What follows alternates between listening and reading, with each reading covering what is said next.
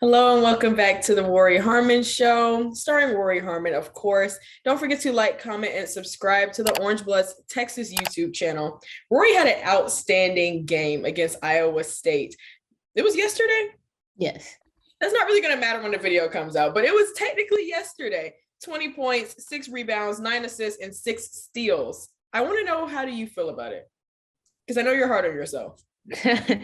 Yeah, you're not wrong about that. I'm pretty hard on myself, but I gotta loosen up just a little bit, and I was pretty satisfied. I just gotta keep going and keep it up. Okay, good. You do need to loosen up and just like actually be proud of yourself Yeah. a little bit. Okay, I have fan questions for you. This is Rory's first time doing fan questions. Y'all kept it cute. So let's see. Let's get into it. First, who did she look up to and maybe pattern her game after in the basketball world growing up and outside of the basketball world that is reflected in her on the court and off the court? I would definitely say Kobe Bryant as one of them. Growing up, he was a big part of my family. We're all basketball players. And not just, how he played basketball, but just how he was outside of basketball, and having that Mamba mentality definitely has stuck with me. Of course, even though he has passed away, still his game is always going to be remembered. The way he just thinks about everything, and the way he's an advocate for women's basketball is definitely like just is going to always stick with me. And then also Allen Iverson, he is pretty small in his league as well, and I just think that's who I kind of like mirrored my aggression and quickness with. He's an amazing player, and yeah, it's probably them too. Just Kobe Bryant and Allen Iverson. Is there anyone you look up to outside of basketball? I definitely do look up to my parents, of course. They're like the perfect role models for me. They're always going to set that example.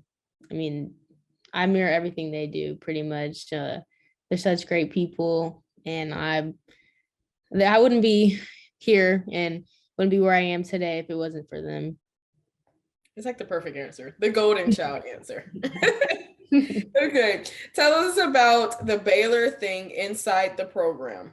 13 straight losses and 27 of the last 28 in the rivalry. Vic seemed very bothered by not winning that game. Is it something the team thinks about? Also, how important is it to you to change the trends during your career in Austin? We're just getting started here as a freshman.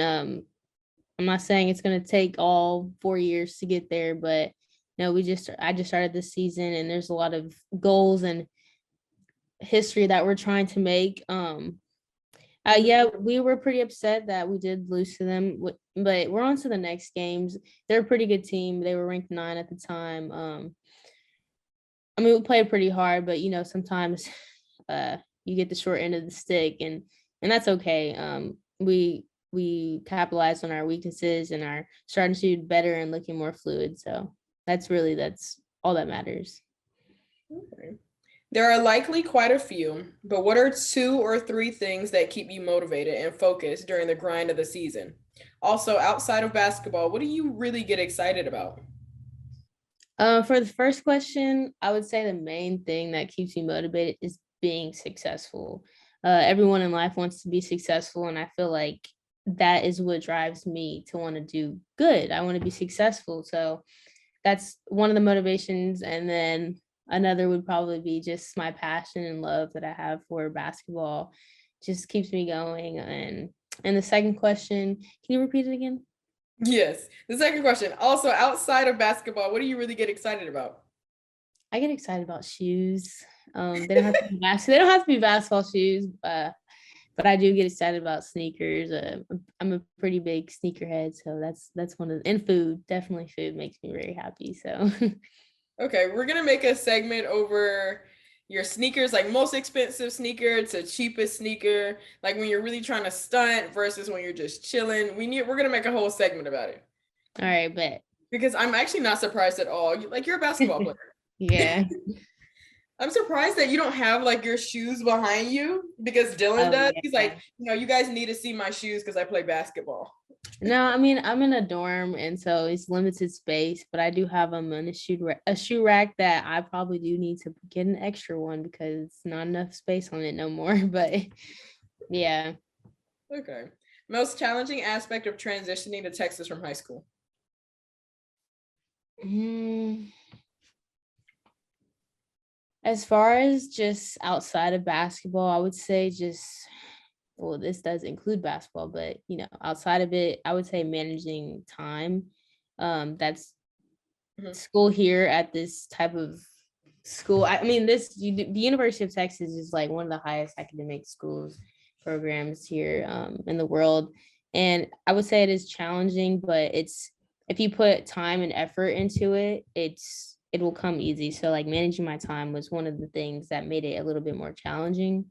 And then as far as basketball, it's just the speed and the pace, and everyone's bigger and stronger. Expectations are higher, so I mean that's challenging, but that's nothing. Those things, that's nothing you can't like work around and get through. What do you want to major in? Right now I want to major in applied movement and science. Okay, so that falls under what, kinesiology? Yes. Okay. I see a lot of athletes going that route. Yeah, I do like Okay. it. I It's do like tough. Yeah, no, absolutely. It's tough. Anything at the University of Texas is tough, honestly. it. Is. So, what are her career basketball goals here at Texas? That's a really big question because there's a lot of goals that I want to meet. Mm-hmm. Um, I mean, the first one that comes in mind would be play freshman of the year for the season.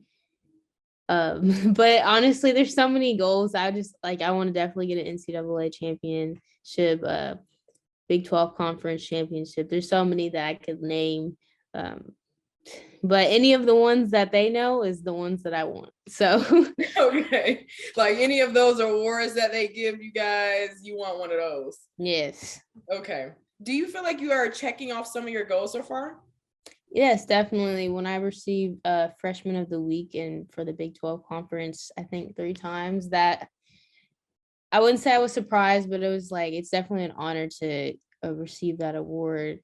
And I mean, there's more to come. I have more opportunities for many other awards, so I just have to keep working for that.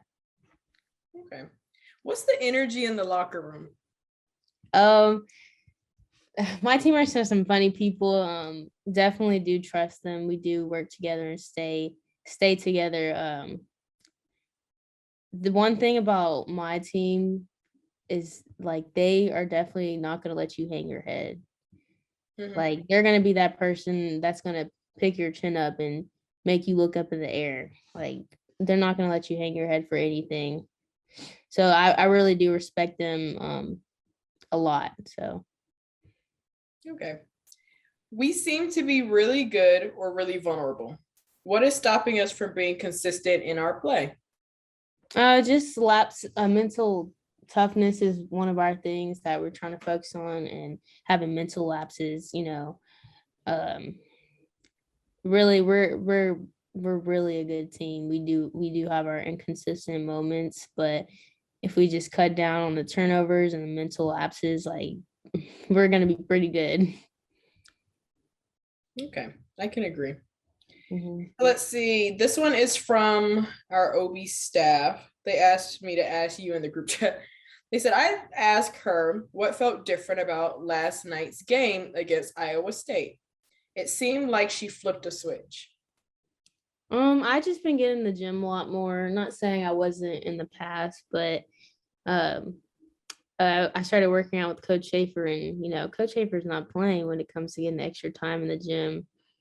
He made me shoot like he made me make like 200 shots 30 minutes before practice, sitting there drenched and Okay. sweating. And but I mean, he pulled me to the side after the game was over. I mean, after I came out of the game against Iowa State yesterday, and he was just telling me, he was like, see, the game's not gonna lie to you. He was saying we've been getting extra shots every day and it's paying off. So I mean, that's our little pact that we have, our little deal. So I appreciate that for him keeping me accountable for, getting up extra shots and just being more confident and just playing the game of basketball the way I should be. That was the next question because we all saw that moment. I'm not sure who caught it on camera, but when Coach Schaefer really just like pulls you close, that's that, coach and athlete relationship that you need. So he was basically just like reassuring you, like, what the extra work we've been putting in, here it is paying off. Yeah, yes, that was basically the whole conversation that we had. And I just I'm still a freshman. I'm still trying to work into it. But he's saying, like, I'm not a freshman in the game anymore. Yeah. I need to start willing to, like, trust and put my trust into him and all that stuff, in which I am completely. But definitely that game in that moment did show, like, maybe this is the flip. This is the switch, so. Yeah. You can really see, you can tell the energy with the girls, like the whole team and Coach Schaefer. Y'all play and y'all act like you guys really believe in what he's coaching, Mm-hmm. And obviously that sounds like so simple because it's like, well, why would they come to Texas? They don't believe in it. It's there. That can be there sometimes without the athletes even realizing it. But you can really see how y'all are bought in. So, I'm like team women's basketball around here. So yeah, that's one of our things, is just buying in. He mentioned it a few times during our summer workouts, when we were all just coming in and just getting to know, like, the system and getting to know each other. But the question was, like, are you bought in? Are you going to buy into what we're doing? So, yeah. Yeah. And speaking of buying in, I would say, like, my freshman year, getting told that I'm not buying in, you don't necessarily understand what that means. Because, like, well, I do what you tell me to do. But it's more so just about, like, you can see that the effort is different when you truly believe it. Mm-hmm. And it's like when you do what they tell you to do and it doesn't work, but you do it again and you do it again and you do it again, that's buying in. But I would, like, do what they told me to do. Like, I went out faster like you told me and I got burnt, it's not working, and that's not buying in. So maybe some people are, maybe some people aren't, but you definitely see it from you guys' team. All right, last question. This one is really important to the board. Beans or no beans in your chili? I would take either one, but normally back at home when my mom makes me, like, some Frito pie, we usually get no beans in it. Definitely a no beans type of gal. Yeah. But good luck at your next game. You did really, really well this last game. Hopefully you're just, like, checking off goals. Mm-hmm. Giving yourself a little bit of pat on the back. I know Rori does not want to, but you need to. Just a little bit. Take the small wins. Mm-hmm. And don't forget to like, comment, and subscribe to the Orange Bloods Texas YouTube channel.